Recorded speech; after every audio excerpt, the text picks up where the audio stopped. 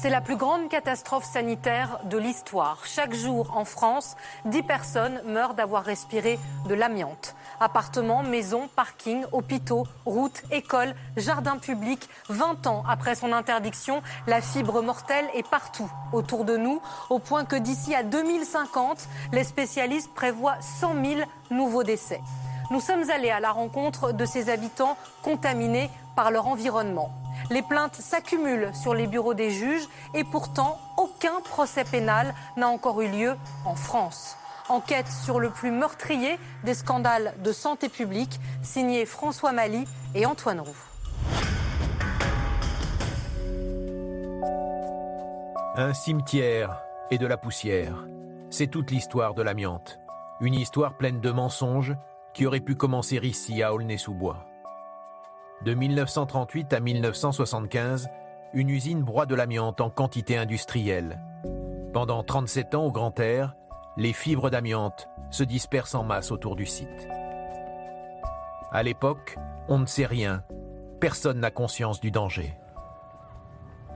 Alors le maraîcher se plaignait d'avoir de la poussière sur ses légumes constamment. Il embauchait d'ailleurs des gamins pour nettoyer les légumes.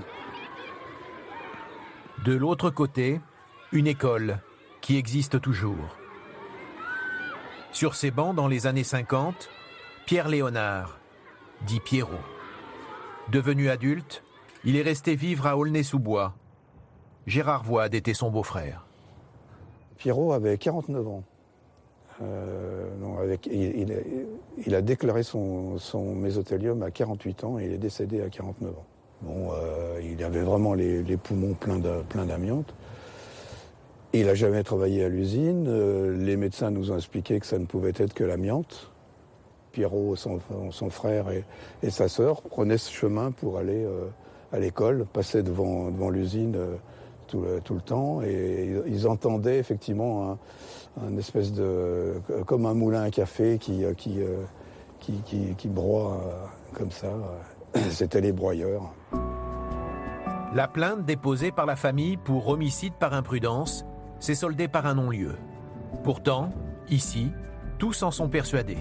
C'est bien l'amiante de l'usine qui a tué Pierrot et avec lui d'autres habitants d'Aulnay-sous-Bois. Nous, on en est à 131 victimes uniquement recensées par les associations. Et dans ces 131 victimes, on a 32 ou 33 mésothéliums, ces fameuses cancers de la plèvre qui sont extrêmement rares. Et tout à fait, enfin, qui dénotent bien que là, il y a un problème, il y a une catastrophe sanitaire, quoi. Nous, on constate, quoi, on compte les morts. 71 morts, 60 malades, des ouvriers, des riverains de l'usine disparue et des anciens élèves de l'école aussi.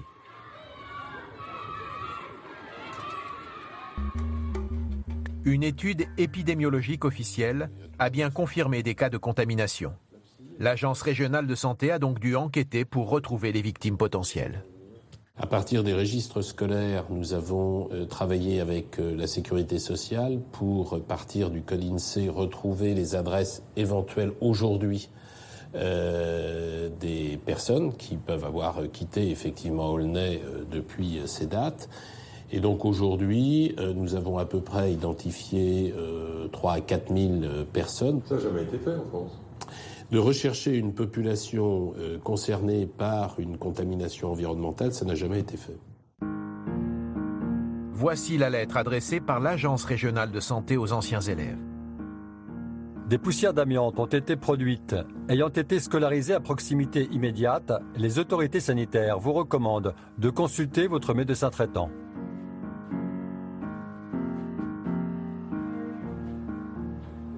Depuis 1995, ce sont les associations qui poussent l'État à enquêter sur cette affaire. À leur côté, Annie Thébaumoni. Pour cette chercheuse de l'INSERM, la traque des victimes ne permet que partiellement de mesurer la contamination. Sur ces 600 personnes qui nous ont contactés, nous avons 200, 300 victimes avec tel type de pathologie. même avec cet univers restreint, ça permettra de montrer l'ampleur des dégâts d'une contamination environnementale. Pour la première fois depuis 1961, à notre demande, Jocelyne Cariou revient dans son ancienne école. Une école que la petite fille a fréquentée de la maternelle au CM2. C'est bizarre. Ça fait bizarre. L'usine disparue, l'ancienne élève s'en souvient très bien.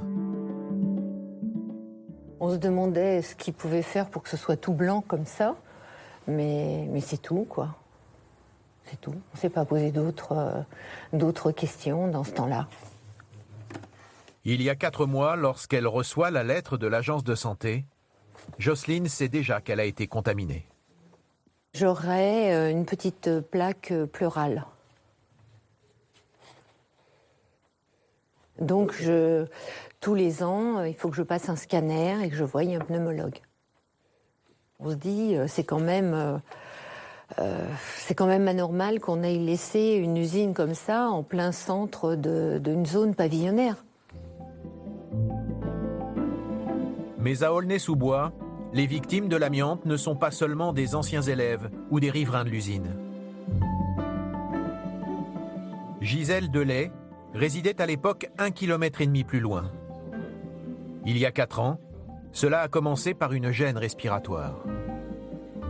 Eh bien voilà, je me suis mis à respirer de moins en moins bien, une courte période, une quinzaine de jours, et j'ai fini par devoir dormir assise.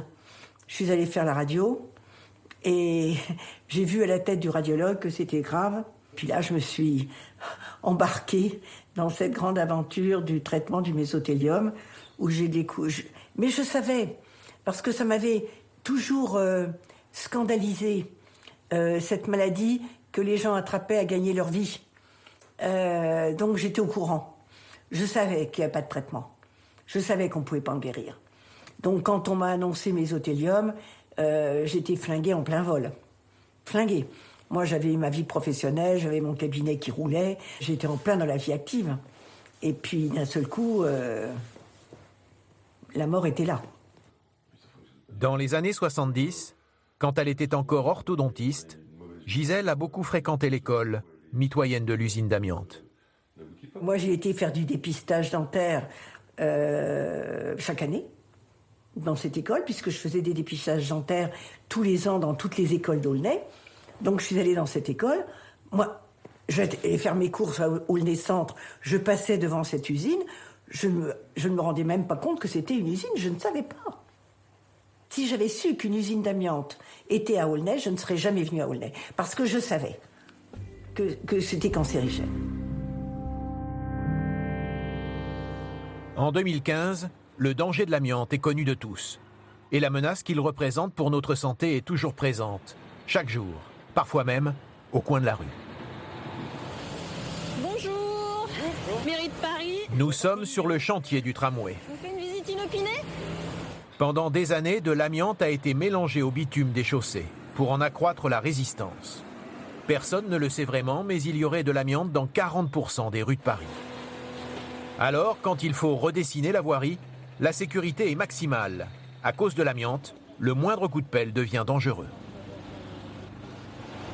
Des chantiers désormais surveillés de près. L'agent de la mairie pénètre la zone à risque sous haute protection. Pour empêcher la contamination de l'environnement, les règles sont strictes. Derrière des bâches isolantes, brumisation pour coller au sol toute la poussière et au fur et à mesure, arrosage des gravats. On a la signalétique, les barrières sont bien en place, on n'a pas de barrières qui sont tombées, on n'a pas de piste d'école. Tout a l'air OK par rapport à ce qui est prescrit. Ce jour-là, aucune infraction à signaler sur ce chantier. Aucun risque pour la santé des ouvriers et des riverains, mais cela n'est pas toujours le cas. Sans les contrôleurs de la voirie, cette fois sur un autre site du futur tramway, voilà ce que nous avons filmé. Des ouvriers bien protégés, un chantier clos, mais une poussière chargée d'amiante qui se dégage sous l'effet du marteau-piqueur. Visiblement, ce jour-là, toutes les précautions n'étaient pas prises. Ces images, nous sommes allés les montrer à la mairie de Paris. Nous y retrouvons notre ingénieur qui relève une faute, l'absence d'humidification. La situation est inadmissible. On ne peut pas laisser la poursuite de ce type de tâches sur ce chantier. Et je suis d'accord aussi pour vous dire qu'on va analyser la séquence, qu'on va rappeler alors l'entreprise, qu'on va renforcer nos contrôles et qu'on mettra tout en place pour que les choses se passent au mieux possible sur nos chantiers. Nous avons voulu poser quelques questions à l'entreprise de travaux publics en charge des chantiers du tramway. Mais Colas a refusé de commenter nos images. En revanche, la société de travaux publics devra répondre à la mairie de Paris. Il y a une semaine, dans cette lettre recommandée, le directeur de la voirie constate que l'entreprise Colas n'a manifestement pas respecté les règles de sécurité concernant l'amiante. Je vous demande donc de m'apporter dans les plus brefs délais les explications relatives à ces graves manquements. Contraignantes au grand air, les règles de sécurité le sont encore plus dès qu'il s'agit de dépolluer nos intérieurs. Car dans nos appartements aussi, il y a de l'amiante. Albi, le quartier Ressac, une cité HLM construite au milieu des années 60. La plupart de ces habitations contiennent de l'amiante, alors désormais, avant chaque début de chantier, ce sont des précautions infinies qui sont prises. La prestation est de confiner complètement la pièce par du polyane sur les murs, les plafonds et les sols. Dans cet appartement, comme souvent, c'est la cuisine qui est le principal chantier. Sur les 400 000 logements que nous avons en mission à réhabiliter, on a 82 cuisines à désamianter. L'amiante se situe dans la colle des faïences ainsi que les faïences murales. 2 petits mètres carrés seulement à dépolluer par appartement, mais pour le bailleur social, le surcoût de l'opération est immense. Une cuisine comme ça, sans amiante, on s'en sort à 1 000 euros. Avec amiante, on est autour de 8 000 euros. Nous, sur 8 600 logements, nous en avons plus de 7 000 qui ont été construits avant 1997, donc qui potentiellement peuvent contenir de l'amiante. Dans l'immeuble d'à côté, des locataires viennent de réemménager. Leur appartement a été refait à neuf. Maintenant, ils ont enlevé l'amiante. Nous, on est contents des travaux. On est contents des travaux. Il fallait faire tout le logement. Mais le bailleur, lui, est bien obligé de reconnaître que de l'amiante, il y en a encore. Dans cet appartement, potentiellement, il peut y en avoir pour la colle des dalles qui ont été recouvertes par ce sol. En tout cas, nous, en mesure de précaution, on dit à nos ouvriers, puisque c'est compliqué d'aller regarder à chaque pièce, de ne plus trouver les sols. On conseille aux locataires de ne plus trouver le sol. On préfère mettre des arrêts de porte dans les murs plutôt qu'au sol. Même dans un appartement rénové. Même dans un appartement rénové. L'amiante, les parties communes n'y échappent pas non plus. Non, mais là, on en a, par exemple. Jusqu'au toit. Et puis on le changera lorsque son état de conservation sera dégradé, commencera à se dégrader. On changera la totalité de la toiture par d'autres matériaux, mais par l'extérieur.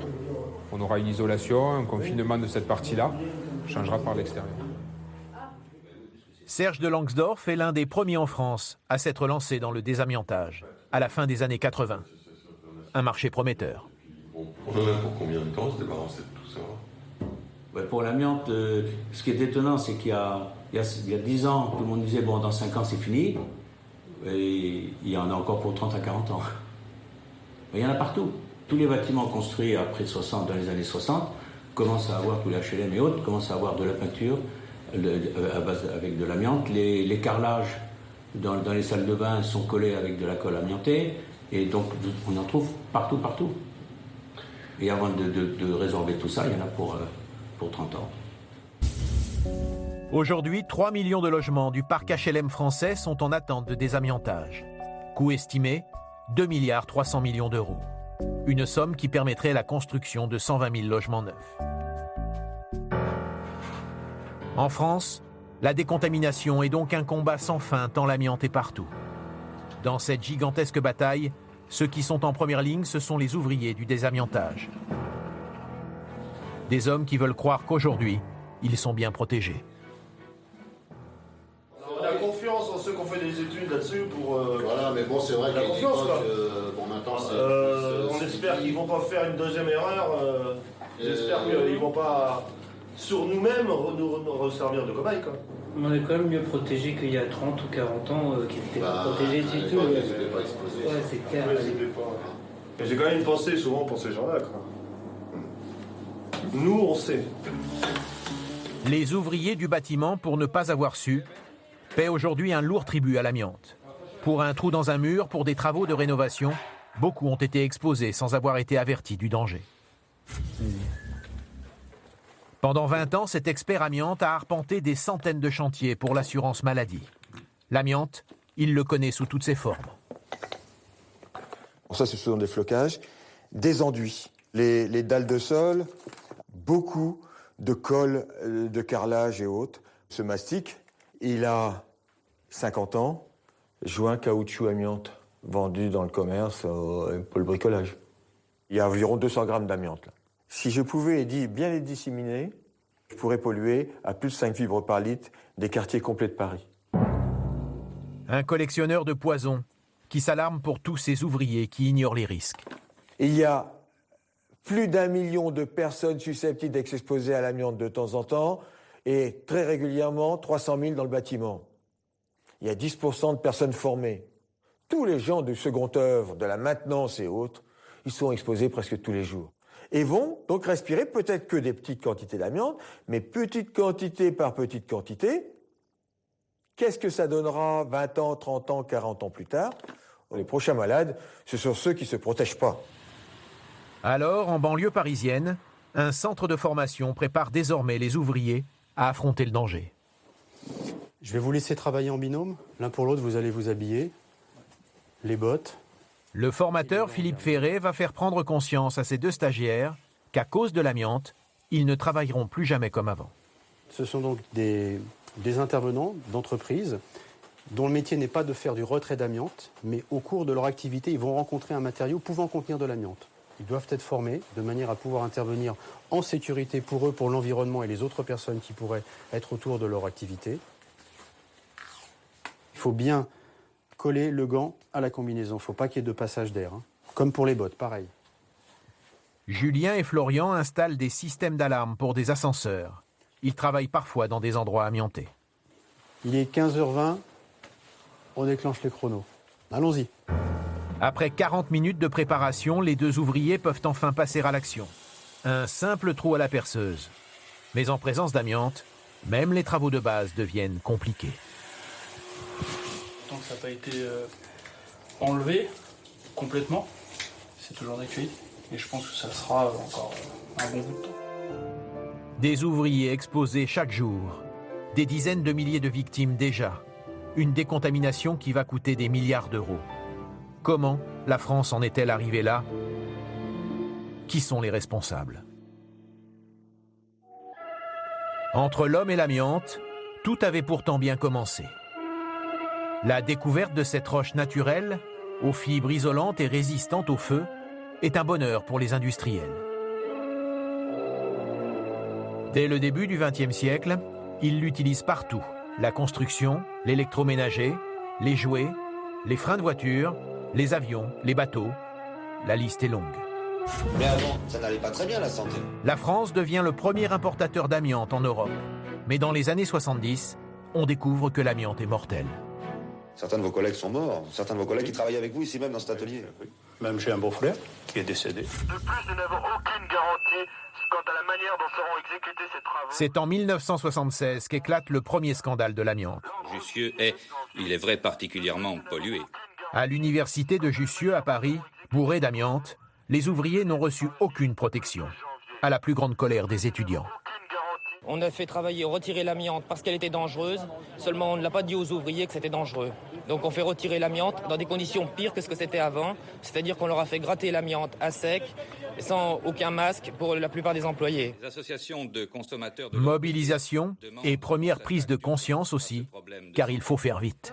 Ce n'est pas dans l'an 2000 que l'on décidera finalement de faire machine arrière, parce que la chose sera encore plus grave. Et effectivement, le temps de cancer, de latence d'un cancer est de 30 ans. Mais il ne faut pas attendre que tous les cancers se soient déclenchés pour prendre les mesures qui conviennent. Un an plus tard, en 1977, c'est la première réglementation dans l'usage de l'amiante. Une limitation largement insuffisante. Jean-Paul Tessonnière est l'un des avocats des victimes de l'amiante. Il pointe la responsabilité de l'État dans ce manque de courage à réglementer. En 1976, on prépare le décret de 77. On veut aligner sur les Britanniques 0,2 fibres pour le crocidolite. La crocidolite est la forme d'amiante la plus redoutable. On sait que le crocidolite est très dangereux pour le mésothélium précisément. Et là, le lobby de l'amiante intervient en disant non, mais 0,2 fibres, on n'y arrivera jamais. Et là, l'État dit d'accord, alors mettons 2 fibres, c'est-à-dire 10 fois plus. Et on ajoute au bas du procès verbal, cette réglementation ne permettra pas de lutter contre les cancers de l'amiante, contre le mésothélium. Il y a quelque chose quand même qui fait frémir, rétrospectivement. Le lobby est déjà à l'œuvre, financé par les industriels de l'amiante. En 1982, il installe son quartier général au cœur du 8e arrondissement de Paris, dans cet immeuble. Le CPA, ou Comité permanent amiante, est né. Annie Thébaumoni, la spécialiste des cancers d'origine professionnelle, explique comment le CPA renforce son pouvoir. Il coopte des scientifiques, des médecins. Ils vont voir les pouvoirs publics en disant on va créer une entité qui va s'occuper vraiment bien de l'amiante. Et il lance ce slogan vide de sens qui s'appelle l'usage contrôlé de l'amiante. Vide de sens. C'est aussi l'avis de Michel Ledoux, un autre des avocats des victimes de l'amiante. Qui dit usage contrôlé, dit contrôle. Or, il n'y a jamais eu le moindre contrôle. Le mot usage contrôlé, c'était un terme marketing, d'ailleurs vendu par le comité permanent amiante pour rassurer tout le monde. De l'amiante, on en trouve un peu partout. Et le slogan est tellement efficace qu'au début des années 90, les journalistes l'utilisent eux-mêmes. Dans ces usines, le risque est connu, contrôlé et aujourd'hui, semble-t-il, maîtrisé. Dans ce reportage, un médecin membre du CPA tient lui un discours rassurant. Très peu. Dans la majorité des cas, le problème n'est pas dramatique et mérite simplement d'être contrôlé. Serge de Langsdorff, le patron de l'entreprise de désamiantage, a participé aux réunions du CPA. À l'époque, il s'agissait, dit-il, de contrôler l'image de l'amiante pour surtout ne pas affoler le grand public. Disons que c'est le conseiller qui menait les débats et qui analysait les différents sujets qui avaient été discutés par la presse ou par les médias sur les problèmes d'amiante. Et donc on essayait de développer un peu ces sujets et de voir comment gérer le problème de l'amiante sans que ce soit quelque chose qui soit dans tous les journaux de tout le monde et qu'on en parle comme étant quelque chose de cancérigène fortement et ainsi de suite. Dans ce comité, il y a aussi des représentants de plusieurs ministères. Comme l'atteste ce projet de lettre au ministre du Travail de l'époque, Martine Aubry. Votre ministère est représenté au CPA depuis sa création en 1982. Le CPA influence donc la politique de la France en matière d'amiante, et le lobby est puissant. Exemple en 1991, quand une directive européenne envisage d'interdire l'amiante. Le Quai d'Orsay approuve, en soulignant dans une note sans équivoque qu'il est temps d'en finir. L'amiante provoque des maladies mortelles et a déjà fait suffisamment de victimes. Tout argument ne prenant pas en compte cet impératif de santé publique est inacceptable. Mais le CPA se mobilise et finalement fait échouer la tentative européenne d'interdiction. Le CPA, vent debout, s'est absolument opposé à ce qu'une directive européenne bannisse l'amiante, a fait un lobbying forcené et auprès des représentants français au niveau des instances européennes et à Bruxelles, et s'est même vanté d'être à l'origine du fait que l'amiante peut continuer à être utilisée. À cette époque d'un CPA tout-puissant, Claude Évin était le ministre de la Santé. Étrangement, il affirme aujourd'hui que l'amiante n'était pas du ressort de son ministère. C'était un sujet qui était traité par la direction des relations du travail. C'était beaucoup plus un sujet travail qu'un sujet santé. Donc tout ce qui a été dit sur le comité permanent amiante, tout ça, vous aviez connaissance de ce comité? Non, c'était pas suivi du tout par le ministère de la Santé. C'était les administrations liées au ministère du Travail qui suivaient ce comité amiante. Pourtant, en octobre 1993, c'est bien la Direction générale de la santé qui reprend mot pour mot l'argumentaire du CPA. Les pouvoirs publics français estiment que cette politique d'usage contrôlé de l'amiante n'a pas lieu d'être modifiée. Cela fait 13 ans maintenant que derrière ses portes, le CPA impose sa loi. En mai 1995, la nouvelle ministre de l'Environnement, Corinne Lepage, découvre l'existence de l'officine. Une des premières demandes de rendez-vous qui m'a été faite l'a été par l'Andeva. Les victimes de l'amiante. Je les ai reçues. Ils m'ont dit, écoutez, madame, il y a une chose que vous pouvez faire, c'est quitter le CPA. J'ai dit, c'est quoi ça? Ils m'ont dit, c'est le comité permanent amiante dans lequel siège votre ministère. Je dis, c'est pas possible, mon ministère ne peut pas siéger avec des industriels. Mais j'étais naïve, dans un organisme de ce genre. Et ils m'ont dit, si. Ben, je leur ai dit, écoutez, je vous donne ma parole que si c'est vrai, ça va immédiatement s'arrêter.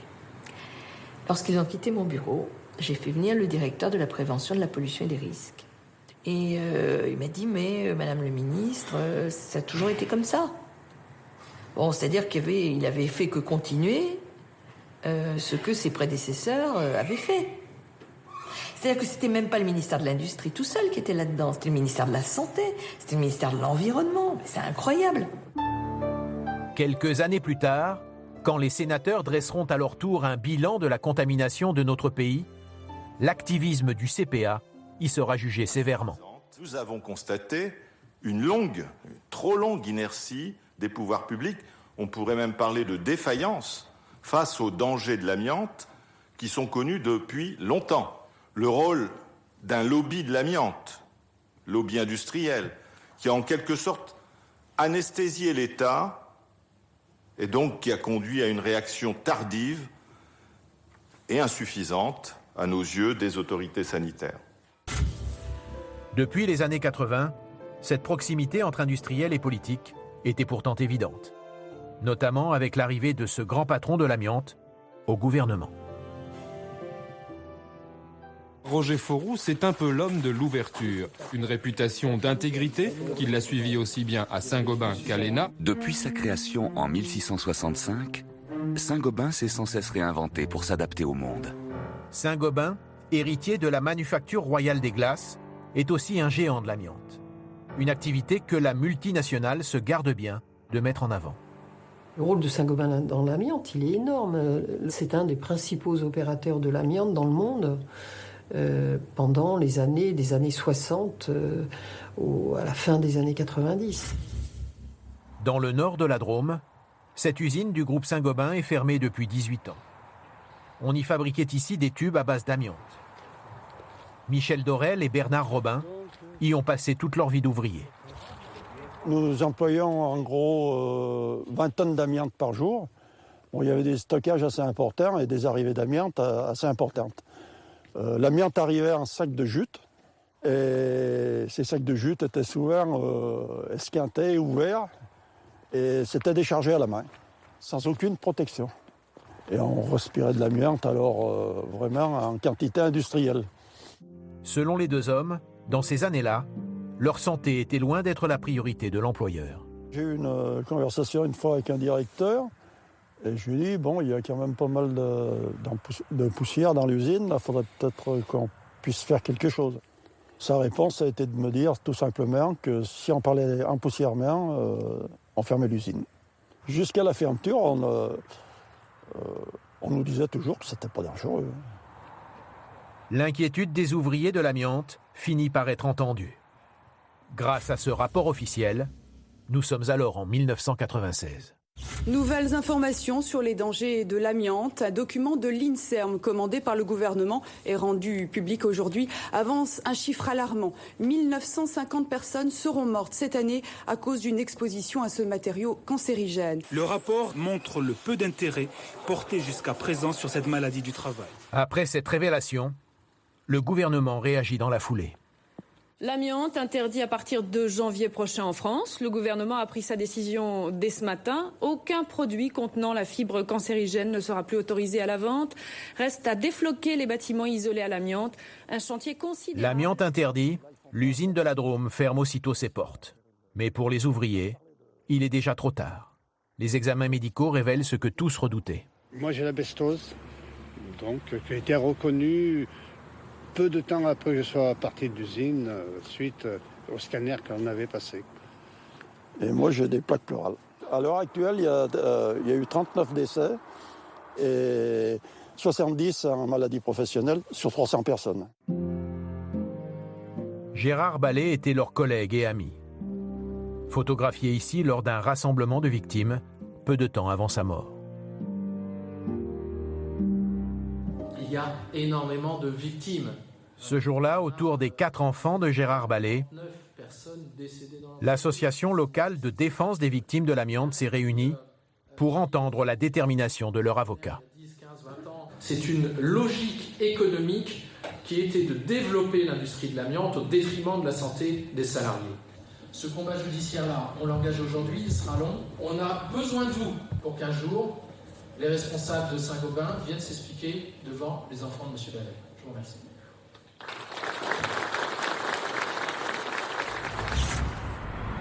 Quelques jours plus tard, à Paris, les enfants Ballet et les 2 anciens collègues de leur père ont rendez-vous dans le bureau de l'avocat pour porter plainte. Quel âge il avait, en fait, quand il est décédé déjà? 68. Ouais. Et quand il apprend qu'il tombe malade, comment il vous l'a présenté? Alors, il ne nous l'a jamais dit. Il ne nous l'a jamais dit, en fait. Ah oui.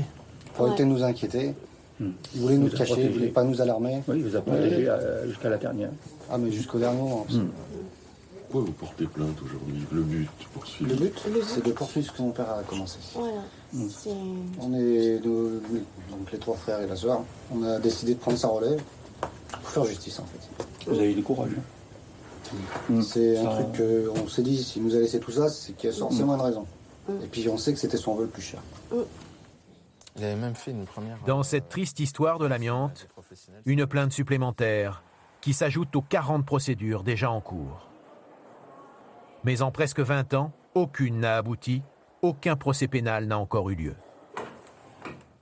D'abord, l'affaire de l'amiante est une affaire tout à fait considérable. Il y a des centaines de gens impliqués, de toutes sortes, des industriels, des gens qui appartiennent au système de veille sanitaire. Donc c'est une affaire qui est tout à fait considérable et évidemment le système judiciaire français n'a pas les moyens, en tout cas ne sait pas donner les moyens de traiter cette affaire dans un délai raisonnable. Depuis 2003, les plaintes déposées contre la société Eternit, contre l'université de Jussieu, contre les hôpitaux de Paris, pour ne citer que celles-ci, sont toutes centralisées au pôle de santé publique de Paris. Pour s'en occuper, une seule magistrate, la juge Marie-Odile Berthella-Geoffroy. Une juge d'instruction qui finit par frapper fort, en mettant en examen 7 membres du CPA et Martine Aubry, en novembre 2012. Elle reproche à l'ex-ministre d'avoir tardé à faire appliquer en France des directives européennes visant à renforcer la protection des salariés. Madame Berthella-Geoffroy a considéré qu'elle devait me mettre en examen pour mes fonctions de directeur des relations du travail il y a 25 ans, entre 1984 et 1987. J'ai pu lui exposer point par point, et d'ailleurs elle a souvent acté ces points, que j'avais toujours fait ce que j'avais à faire au regard des connaissances de l'époque, notamment en matière de réglementation et de contrôle. Martine Aubry affirme qu'elle ne connaissait pas tous les méfaits de l'amiante dans les années 90. Pour cet avocat, cette défense ne tient pas. Venir dire, quand on est directeur des relations du travail, qu'on aurait découvert les dangers de l'amiante en 1995, alors que les propres inspecteurs du travail pointaient du doigt tous les dangers de l'amiante, on les connaissait sur le terrain, par quel mystère ne les connaîtrions-nous pas à Paris, au sein des ministères? C'est pas vraiment sérieux, c'est pas vraiment sérieux. De son côté, la scientifique Annie Thébaumony, qui a toujours milité contre l'amiante, dit comprendre que même Martine Aubry ait pu être trompée par le lobby. Quand on se réfère à ce qu'est, à cette époque-là, le poids des industriels et l'impunité des industriels aussi, je crois que c'était difficile, probablement pour des responsables politiques ou des responsables du ministère du Travail, de prendre la mesure de ce qui se passait. Ce que je regrette, c'est que, par exemple, Martine Aubry, dans sa défense, n'ait pas dit ça, qu'elle a été mystifiée par les industriels. Ce serait beaucoup plus crédible que de dire qu'on ne savait pas à l'époque. 6 mois après la mise en examen de Martine Aubry, une mesure administrative met fin aux fonctions de Marie-Odile Berthella-Geoffroy. L'ancienne juge d'instruction se demande aujourd'hui si elle n'a pas été l'objet d'une sanction politique. Coïncidence, voilà, cette loi s'appliquait à moi à partir du moment où un des dossiers a pris une ampleur, une certaine ampleur, on va dire.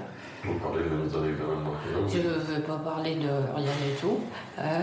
J'ai pas la preuve. J'ai pas la preuve. Je ne peux pas vous dire j'ai été virée parce que j'ai mis en examen telle personne. Ça, je peux pas parce que j'ai pas la preuve. Vous pensez qu'elle a été écartée par le pouvoir politique? Oui. Très franchement, oui. Alors ensuite, ça a été habillé sous une forme juridique. On peut toujours trouver, quand on veut tuer son chien, on l'accuse d'avoir de la rage. Hein. Oui, non, je pense qu'il fallait qu'elle arrête.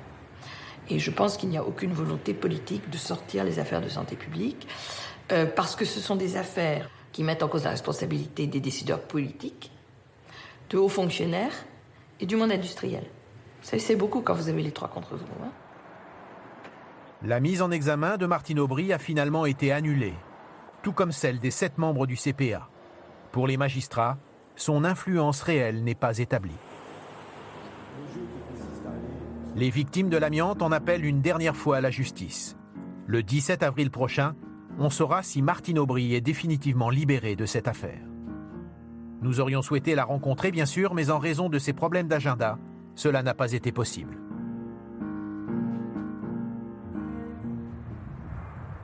Dans cette affaire hors norme, comment s'en sortent les grands industriels de l'amiante?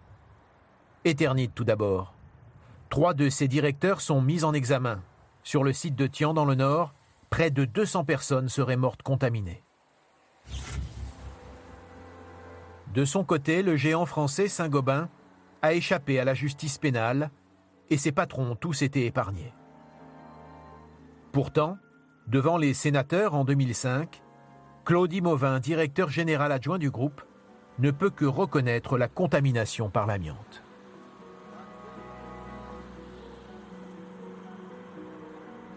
Question, quel est le nombre de salariés contaminés à Saint-Gobain? Réponse, on dénombre 250 à 300 cas. 10 ans plus tard, selon le bilan 2013 de l'entreprise, ce chiffre est passé à 700. Contacté, Claudie Mauvin n'a pas souhaité répondre à nos questions. Le problème, c'est que Claudie Mauvin n'est pas disponible et j'ai essayé de vous trouver quelqu'un d'autre. Mais c'est une période très chargée avec nos 350 ans. Je n'ai pas d'interlocuteur pour vous, je suis désolée. Mais ça veut dire que j'aurai pas de réponse de la direction de Saint-Gobain? Voilà. Nous avons alors tenté de joindre celui qui fut le PDG du groupe de 1986 à 2007, Jean-Louis Beffa. Je vous rappelle donc, suite à votre demande d'interview, oui. Malheureusement, M. Beffa ne souhaite pas s'exprimer sur le sujet. Un silence que regrettent amèrement les avocats des victimes. Saint-Gobain fait partie des entreprises qui se sont méchamment enrichies autour de l'amiante. Même, je dirais, considérablement enrichies. On a honte, d'ailleurs, pour le système judiciaire français, de devoir expliquer à des victimes que des entreprises de ce niveau-là, les responsables d'entreprises, qui, je le répète, ont gagné énormément d'argent, on a honte de leur dire que, finalement, ça n'intéresse pas l'univers judiciaire et qu'il ne leur arrivera rien. C'est vrai. La justice pénale n'est pas encore passée. Pour l'indemnisation, l'État s'est montré plus réactif. En 2002, le FIVA, Fonds d'indemnisation des victimes de l'amiante, a été créé. Financé par la Sécurité sociale, il est dirigé aujourd'hui par Agnès Plassard. Le titre est sans équivoque. Fonds d'indemnisation des victimes de l'amiante, c'était la volonté des pouvoirs publics, du législateur, d'indemniser rapidement toutes les victimes de l'amiante et leurs ayants droit pour leur éviter des procédures contentieuses. Dans ces bureaux, 170 000 dossiers ont été traités. Des victimes directes de l'amiante ou des proches. Myriam Fabre a perdu 2 êtres chers à cause de l'amiante. En 1980, son grand-père, et il y a 3 ans, sa mère.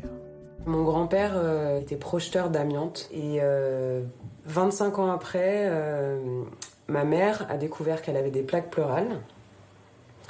Donc elle avait été contaminée par son père parce que, en fait, à l'époque, les ouvriers n'avaient pas de douche au travail, ils ne pouvaient pas se changer, donc ils rentraient directement à la maison avec leur bleu de travail qui était blanc de poussière d'amiante.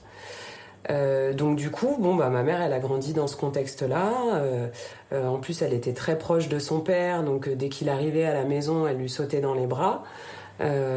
Et donc voilà, elle en a tout simplement respiré à cette époque-là. Et puis, je me souviens très bien du moment où ma mère a appris que finalement les plaques pleurales s'étaient transformées en mésothéliome. Tout de suite, elle a su qu'elle était condamnée. Myriam n'a plus qu'un objectif, que l'entreprise assume sa responsabilité. Aujourd'hui, donc, j'ai décidé de faire payer l'employeur de mon papy. Pour qu'il rembourse au FIVA les sommes que le FIVA nous a versées pour notre indemnisation. Mais au FIVA, récupérer l'argent auprès des industriels de l'amiante est loin d'être une priorité. Finalement, les grands industriels responsables de cette affaire s'en sortent relativement bien. Ça, je vous laisse... Non, je parle financièrement. Ils s'en sortent bien.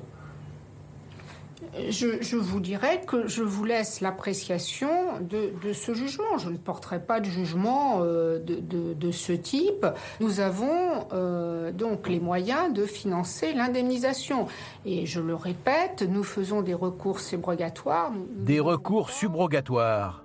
Autrement dit, des actions après coup pour se faire rembourser par les entreprises. Mais en 2013, sur les 469 millions d'euros d'indemnisation versés aux victimes, seuls 32 millions ont été récupérés. Myriam voudrait que ces recours contre les responsables deviennent la règle. C'est logique, quoi. C'est l'employeur qui a contaminé, donc c'est pas au FIVA de payer.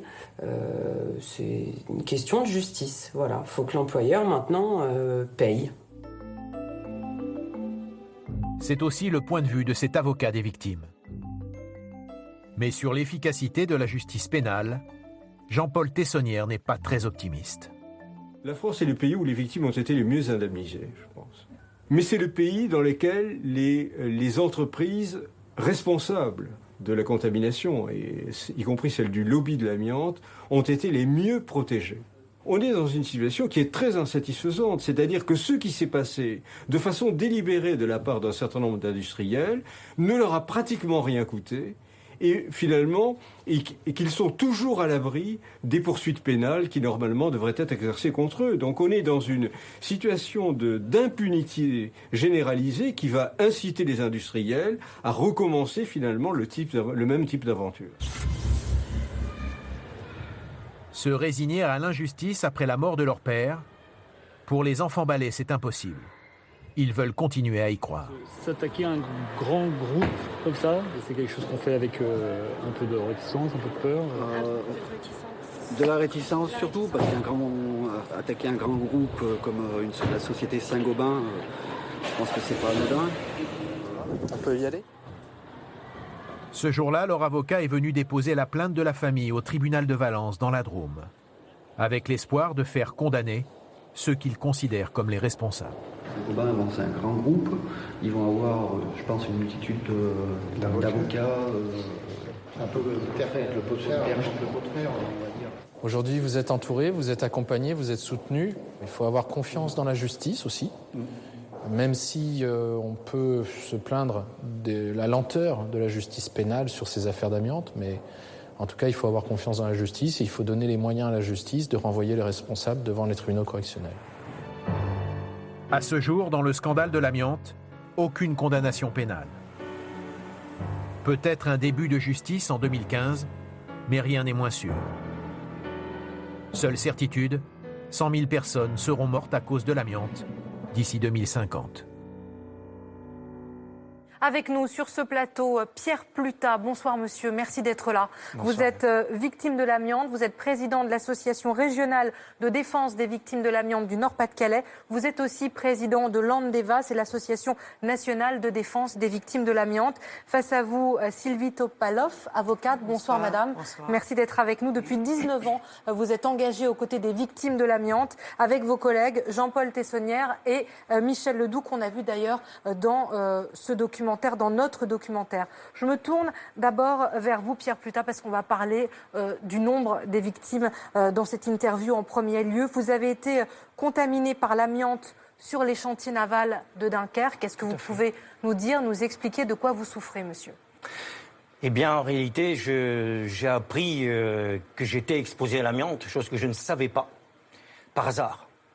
Donc, je suis atteint de plaques pleurales, indemnisé donc à 5% par la sécurité sociale. Alors, que les gens qui nous regardent comprennent bien, ce sont ces lésions sur la membrane autour des poumons. Hein, tout à fait. Alors, ce sont des lésions, disons, importantes, qui, contrairement à ce que l'on peut dire, peuvent provoquer des douleurs. C'est ce qui est mon cas. Donc, j'ai donc des plaques pleurales. Ces plaques pleurales se sont aggravées. Donc, la sécurité sociale m'a également reconnu l'aggravation au niveau des plaques pleurales.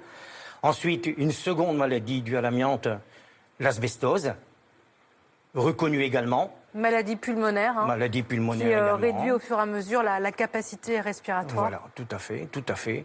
Et actuellement, donc, est reconnue, mais avec un taux qui reste à définir, des plaques péricardiques, c'est-à-dire que c'est l'enveloppe là du cœur qui est atteinte. Alors, vous nous le disiez, vous travaillez dans les chantiers navals de Dunkerque pour l'entreprise Normed. Jamais, monsieur, on ne vous a dit que vous étiez exposé à un quelconque risque ? Jamais. Ce n'est qu'après coup, c'est le hasard qui a fait que, terminant donc les chantiers, fermant ses portes, il a fallu passer un contrôle pulmonaire de manière à pouvoir faire en reconversion un stage d'ambulancier, que le pneumologue me dit « Mais monsieur, vous avez été au contact de l'amiante ». Non, j'ai jamais été au contact de l'amiante. Et vous travaillez où ? J'ai travaillé 25 ans au chantier naval. Donc vous avez été au contact de l'amiante. Alors ma crainte à moi, c'était donc d'être atteint d'une maladie contagieuse qui m'aurait interdit de faire ce stage d'ambulancier.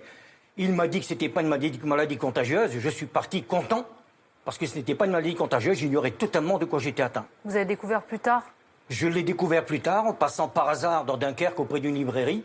J'ai vu un livre qui était écrit par Henri Pézra. Amiante, produit cancérogène. Et là, la petite ampoule s'est allumée. Je suis rentré, j'ai acheté ce livre et je me suis rendu compte que ce n'est pas un simple rhume que j'avais. Vous n'avez jamais été protégé, pas de casque, pas de masque, pas de combinaison, rien de ce qu'on a vu dans notre documentaire à votre époque. Alors, casque, gants, chaussures de sécurité, bleues, oui. Mais je travaillais, moi, en tant qu'ajusteur mécanicien dans le compartiment de propulsion des navires. C'était des bâtiments énormes. Et je me souviens bien d'avoir eu à mes côtés des calorifugeurs qui projetaient l'amiante sur les cloisons. Ils avaient des pompes comme celles qu'ont les pompiers aujourd'hui avec des lampes d'incendie. Et ils projetaient cette amiante sur les cloisons. Et donc une partie de cette amiante restait collée sur les cloisons, une autre partie retombait dans le compartiment machine où nous travaillions tous. Il y avait toutes les corporations. Et donc on était blancs, on était couverts d'amiante. Et lorsqu'on n'arrivait plus à respirer, parce qu'on n'avait pas de masque, on prenait un bout de chiffon dans la poche, on se mouchait et on continuait à travailler comme ça. Ce que vous nous décrivez est quand même absolument terrible. Je voudrais qu'on parle des chiffres avec vous. L'Institut de veille sanitaire prévoit 100 000 morts de plus dans les 20 ans à venir, morts dues à l'amiante. 10 morts par jour aujourd'hui. C'est quand même, on va en parler avec vous, Sylvie Topalov, le scandale sanitaire en France, le plus gros scandale sanitaire sans doute. Combien de victimes, Pierre Plutat, dans le Nord-Pas-de-Calais ? Les victimes exactes, je ne peux pas vous le dire. Les chiffres que vous citez là, nous les disons depuis des années. 10 morts chaque jour, 3 à 5 000 morts par an. 100 000 morts dans les 2 prochaines décennies. Ce que je voudrais dire, l'image que je voudrais montrer de tout ça, c'est que nous sommes victimes en France d'un World Trade Center chaque année. Ça émue la planète complète, cette catastrophe. À juste titre, en France, c'est tous les ans qu'il y a un World Trade Center. Et on en parle si peu. Il y a quand même les veuves, monsieur, qui sont mobilisées, qui ont commencé à tourner autour des bâtiments pour se faire entendre. On connaît il y a quand même des dizaines et des dizaines de victimes aujourd'hui. Oui. Dans votre région, en tout cas. Vous parlez des veuves. Elles étaient 50 en 2003 dans notre association. Elles étaient 140 en 2004 lors de la première marche des veuves.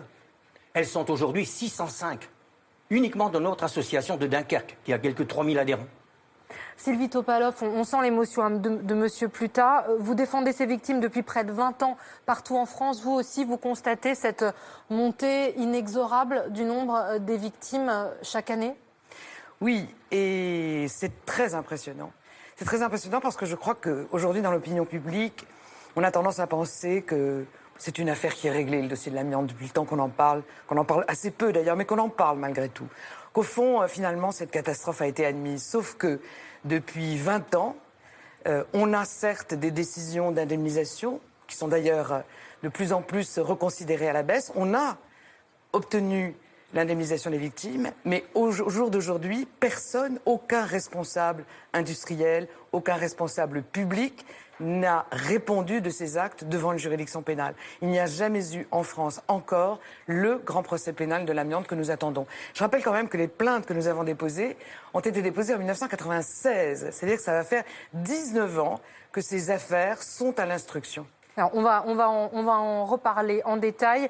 Je voudrais juste vous faire réagir sur ce qu'on voit dans notre reportage et qui va sans doute frapper nos téléspectateurs, c'est cette contamination environnementale. On voit les habitants d'Aulnay qui sont passés devant l'école, une orthodontiste qui venait faire des consultations, qui n'habitait même pas dans la ville. Cette fibre est partout aujourd'hui, Pierre Pluta. On la respire. Est-ce que, madame, vous recevez des dossiers aussi de victimes de cette contamination environnementale de l'amiante? Bien sûr. Et ce qu'il faut comprendre, c'est que le 1er janvier 1997 tombe l'interdiction de l'amiante, mais ça n'est pas la fin de l'amiante. Le reportage le dit très bien. Il faut maintenant vivre avec toute cette quantité d'amiante qu'il y a partout et qu'il va falloir des années pour retirer. Et pendant ce temps-là, les expositions continuent. Et pas seulement les contaminations professionnelles, c'est-à-dire pas seulement les gens qui travaillent en contact direct avec ce matériau, mais aussi dans l'environnement. Alors cette école est particulièrement emblématique parce qu'elle était au centre. Côté de l'usine. Voilà, elle était en plein milieu d'une zone résidentielle, pavillonnaire avec une école, mais c'est sur les routes aussi, c'est dans... tous les bâtiments pratiquement qui ont été construits dans les années 70 ont été construits avec de l'amiante. Cette amiante est en place, cette amiante contamine, cette amiante se dégrade. Et vous savez que c'est quand il se dégrade qu'il fait de la poussière et qu'il est contaminant et qu'il est dangereux, mortel pour l'homme. Quand on entend Sylvie Topalov, Pierre Pluta, on se dit il existe forcément un répertoire, un inventaire de ces lieux amiantés en France pour que les gens qui travaillent, les gens qui se promènent, les gens qui habitent sachent où aller ou ne pas aller. Il devrait y avoir un inventaire. On devrait plutôt dire cela. Il faudrait effectivement qu'il y ait une cartographie de tous les endroits où il y a de l'amiante. Une cartographie qui soit accessible, consultable par chacun sur Internet. C'était d'ailleurs ce qui était demandé en 1998 par le professeur Gau. À l'époque, on disait que c'était trop cher à mettre en place, mais c'est indispensable. Bien entendu qu'il faudrait faire cela. Ça avait été une recommandation qui avait été faite au ministre Bernard Kouchner et à Martine Aubry. Voilà. Et ça n'a pas été suivi des faits. On devrait faire ça, Sylvie Topalov, c'est indispensable aujourd'hui? Oui, c'est indispensable. Alors, il y a une chose quand même qui est intervenue dans la réglementation, c'est les diagnostics amiante quand on vend son appartement. Et que tout un chacun, sans doute dans ceux qui nous regardent, ont eu à faire. Les gens ont eu à faire le diagnostic amiante. Alors d'abord, il faut quand même savoir que ce qui est détecté, c'est l'amiante visible. Donc en général, on ne va pas évidemment détruire les faux plafonds pour voir s'il y a de l'amiante en dessous. Donc déjà, ça n'est pas complet comme inventaire. Mais de surcroît, ça ne vaut qu'en cas de cession. Il faudrait effectivement, et c'était une recommandation, c'est une recommandation maintenant qui est ancienne, mais on a l'habitude, dans le domaine de l'amiante, il faut un temps absolument invraisemblable. S'il n'y avait pas eu, il faut quand même le rappeler, s'il n'y avait pas eu les victimes en 1996 pour se réunir, pour faire pression, pour déposer plainte, aucun parquet n'avait spontanément diligenté des enquêtes pour savoir pourquoi des ouvriers, par exemple à Eternit ou à la Normed, mouraient par centaines chaque année. Ça se voyait. À l'hôpital, on le savait. Jamais aucun parquet n'a diligenté une enquête. Il a fallu les victimes et leurs associations pour que le scandale vienne sur la place publique. Et depuis, on attend. Alors, des réglementations ont été prises, l'amiante a été interdite. Je ne veux pas dire que rien n'a été fait, mais c'est quand même extraordinairement lent. Alors, je voudrais quand même, si vous le permettez, parce que vous voyez dans le sens de ce que dit Sylvie, effectivement, vous parliez tout à l'heure des veuves de l'amiante qui ont marché autour du palais de justice de Dunkerque durant plus d'un an, toutes les 3 semaines, ne l'oublions pas. Eh bien, c'était justement pour cela que nous avons marché autour du palais de justice de Dunkerque. Parce que ces dossiers, ces premières plaintes qui étaient déposées, eh bien, elles dormaient. Elles dormaient au plus profond des tiroirs du procureur, sans que jamais n'y touche. Donc ça nous est devenu totalement indispensable. Donc c'est à force de tourner autour de ce palais de justice, avec toutes les associations qui sont venues, bien entendu, soutenir ces marches, qu'un jour, une circulaire, le procureur m'avait appelé en disant « j'ai reçu une circulaire, effectivement, les dossiers iront au pôle de santé publique ». Sinon, aujourd'hui, probablement ne parlerait pas encore de ce problème de ce scandale de l'amiante. On va en venir précisément à la justice, et on le comprend bien, c'est le dossier, c'est l'enjeu de cette enquête. Mais je vais me faire l'avocat du diable, Pierre Plutard. On parlait de l'inventaire des zones amiantées qui n'existent pas en France aujourd'hui. Mais ce qu'on entend aussi dans notre reportage, c'est que ça coûte extrêmement cher. 7 000 € pour une petite cuisine, pour enlever l'amiante, c'est ce qu'on voit dans notre enquête. Voilà, c'est un chantier, c'est un budget, 2,5 milliards pour désamianter le parc HLM. Qui va payer ? Oui, qui va payer, c'est la bonne question. La réponse, à mon sens, elle devrait être assez simple. Il faut que les pollueurs empoisonneurs soient condamnés à assumer toutes les conséquences, y compris financières, de leurs actes criminels. Je veux dire, financer l'éradication de l'amiante, la collecte, l'élimination des déchets et l'inertage, et également condamnés à payer tous les préjudices causés aux victimes. Moi, ça me semble tout à fait logique. Alors, vous avez assisté, évidemment, au procès d'Eternit en Italie. C'est le plus grand procès jamais organisé sur l'amiante en Europe. Comment vous l'avez vécu ? Il y a eu un grand espoir et puis il y a eu une très grande déception. Énorme espoir. Pour eux, bien entendu, mais pour nous aussi. On voyait que ça avançait en Italie. Et ce jour où nous étions à Rome, je n'oublierai jamais, je ne peux pas l'oublier. Je pense que jusqu'à mon dernier jour, je verrai les larmes dans les yeux de ces personnes qui entendaient cette décision de la Cour suprême d'Italie qui exonérait de ses responsabilités Schmideini, le responsable d'Eternit. Attendez. Je rappelle juste le jugement, Pierre Plutard, pour nos téléspectateurs. En juin 2013, le propriétaire d'Eternit, dont vous venez de citer le nom, a été condamné à 18 ans de prison et 90 millions d'euros de dédommagement. Puis le jugement, comme vous le rappeliez très justement, a été annulé à Rome en cassation.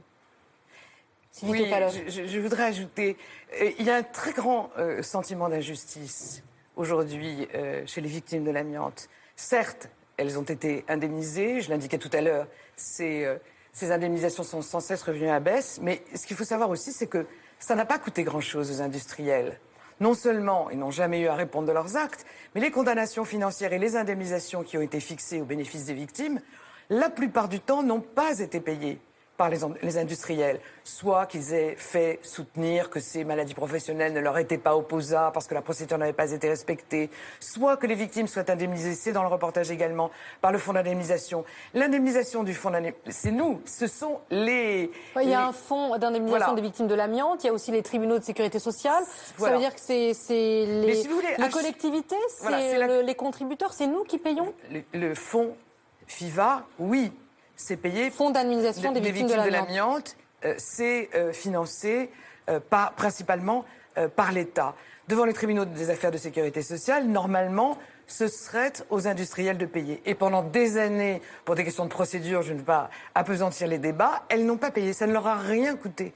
Et donc, si vous voulez, on a un sentiment vraiment d'une grande injustice, parce qu'on se dit que, mais avec tout ça, avec ce scandale, avec ces 3000 morts par an, on n'arrive pas à accrocher un visage, une responsabilité, un homme derrière ces négligences et ces actes qui ont été commis. Et de surcroît, ça n'a rien coûté aux responsables. Vous comprenez bien que... Double scandale. Voilà, double scandale. Et la crainte, évidemment, pour les victimes, qu'une catastrophe sanitaire comme celle-ci ne se reproduise. Si personne ne paye au sens figuré et au sens propre du terme, il n'y a pas de raison qu'on prenne des mesures de sécurité au travail, dans l'environnement, etc., si ça passe aussi facilement. Alors justement, vous avez déposé plusieurs plaintes au nom des victimes depuis 20 ans.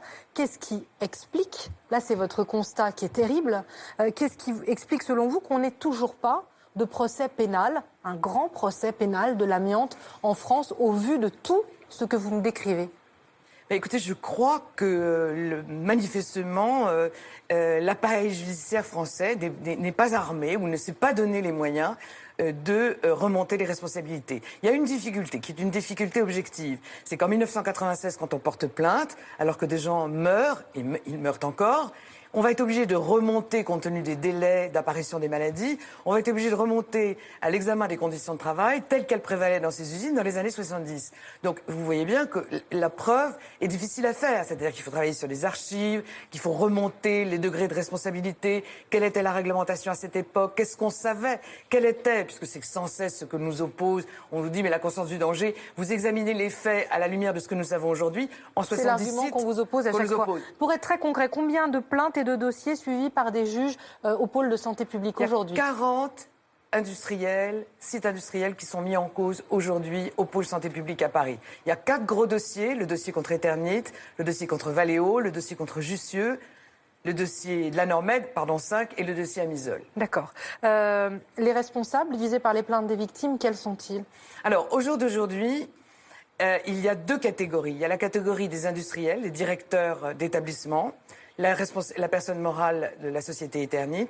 Et par ailleurs, le deuxième volet des responsabilités, ce sont les administrateurs publics, les hauts fonctionnaires et les membres du comité permanent amiante dont il a été question, qui ont également été mis en examen.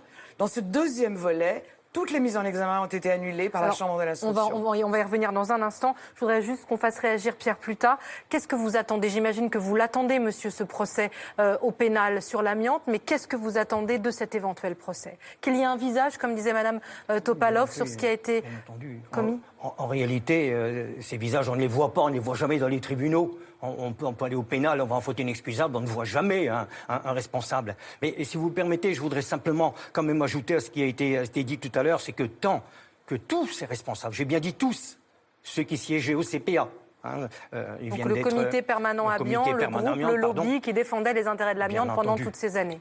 Tant que tous ces responsables, tous les responsables de ces catastrophes sanitaires n'auront pas rendu de compte à la justice, eh bien c'est un permis de tuer en toute impunité qui est délivré à tous les empoisonneurs actuels et futurs.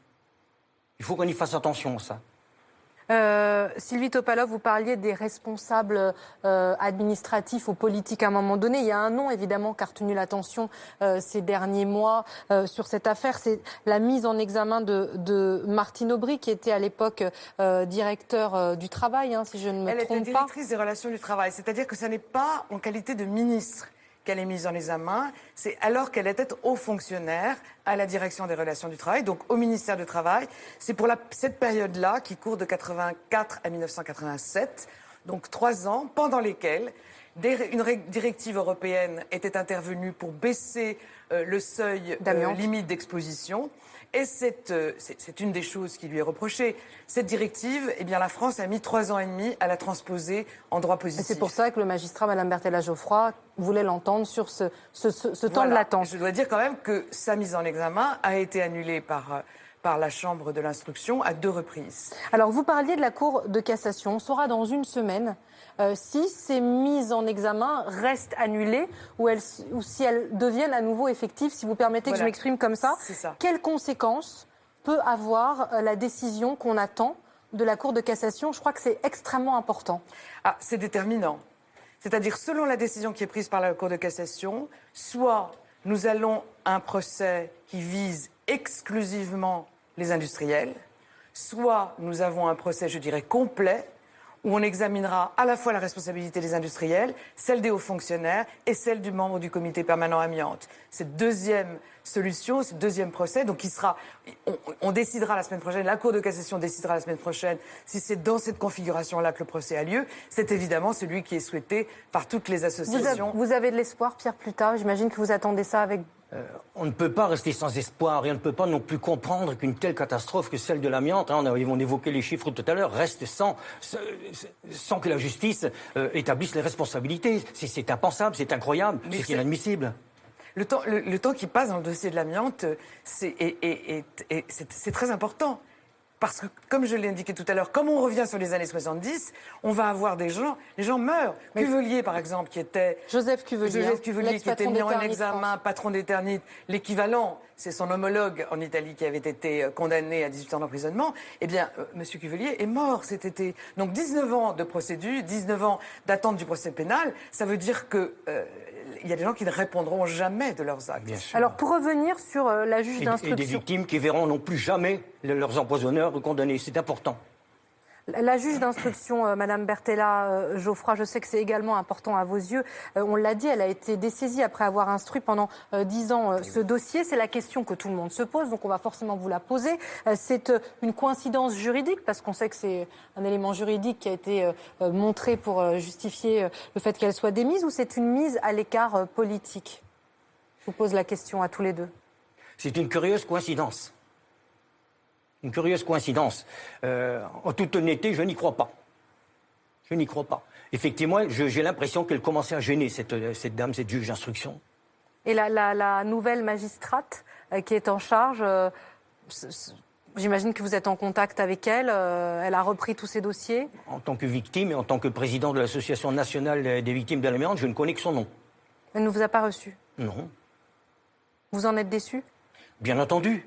Bien entendu, nous lui avons écrit, nous avons souhaité déposer 1148 nouveaux dossiers, peut-être vous alliez en parler, 1148 nouveaux dossiers de la Normède et de Solac, de manière à bien montrer que ce n'est pas une personne qui est atteinte, ce n'est pas une personne qui dépose plainte, mais c'est un ensemble, c'est des milliers de personnes pour ces deux entreprises.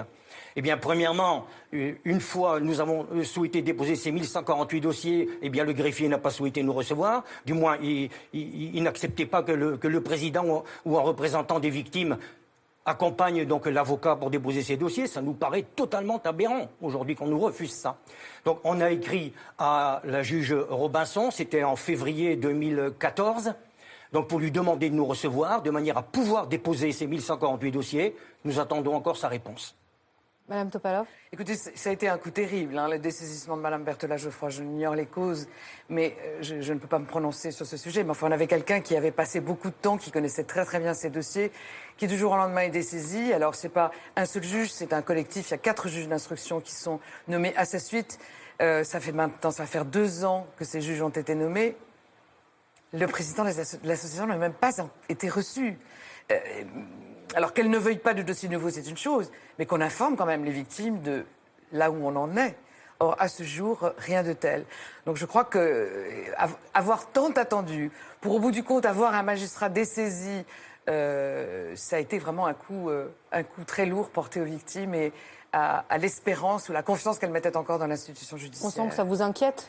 Oui, ça nous inquiète. Ça nous inquiète parce que le temps qui passe peut avoir des conséquences fatales dans notre dossier. Le temps, dans notre cas, dans le cas des victimes, la montre va beaucoup plus vite que celle de la justice.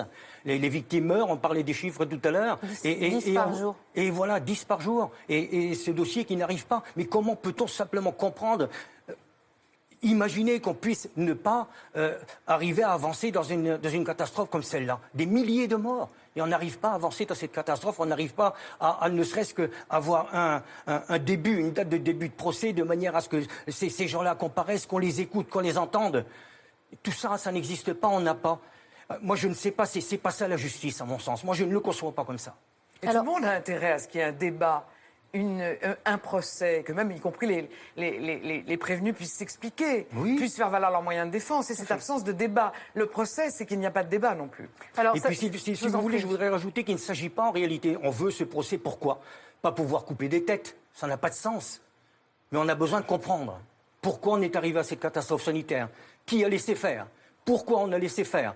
Et aussi nous assurer que ça ne se reproduira pas pour que, ne pas que demain nos enfants aussi doivent défiler dans les rues après avoir été empoisonnés comme nous l'avons été. Et on voit même que les petits-enfants, on le voit dans un documentaire, oui. cette petite fille Myriam qui a perdu son grand-père puis sa maman et qui aujourd'hui se bat Tout pour à que les fait. industriels paient notamment l'indemnisation de sa famille. Nous, on en parle ce soir à Pièce à Conviction, on est fiers de le faire, on n'est pas les seuls, il y a des reportages, il y a des documentaires, nos confrères nationaux, locaux sensibilisent sur ce sujet, mais pourquoi vous disiez très fortement c'est une catastrophe sans visage? Comment expliquez-vous qu'avec un nombre de victimes impressionnant, je le répète, 10 par jour, 100 000 dans les 20 prochaines années, on en parle aussi peu, Maître Topalov?